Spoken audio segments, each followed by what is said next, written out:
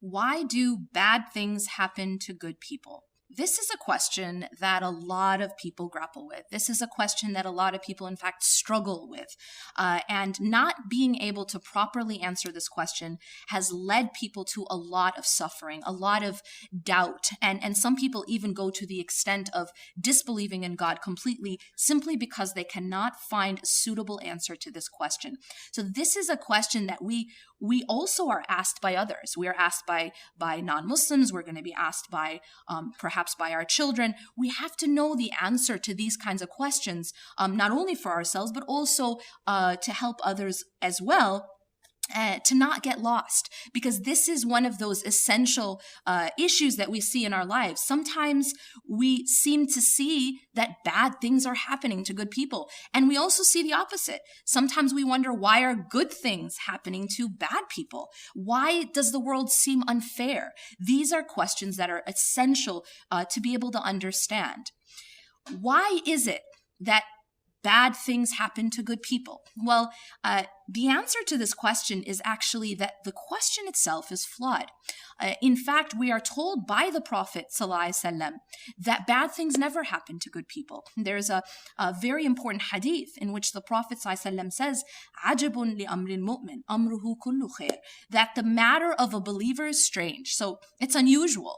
Why? Because everything is good for a believer. So that actually changes the question. And now the answer to this question is that bad things don't happen to good people. Everything that happens to a good person, everything that happens to a believer is in fact good for them. But the problem is in how we define good and bad. Many of us define good and bad as simply being limited to the dunya, simply being limited to the material world. And so we start to think that anytime someone increases in the material world, that's something good. And anytime someone loses from the material world, that's something bad. Now, if we limit our vision, if we limit our timeline, in essence, to only this world, then in fact, we cannot answer this question. But the reality is that our existence is not only limited to this life. Our existence is actually, this life is actually just a blink of the eye of our greater existence, that there is a hereafter. And so that puts perspective into what is happening in this life. So then how can we change how we view good and bad? And that really is what is the turning point in how we understand this question.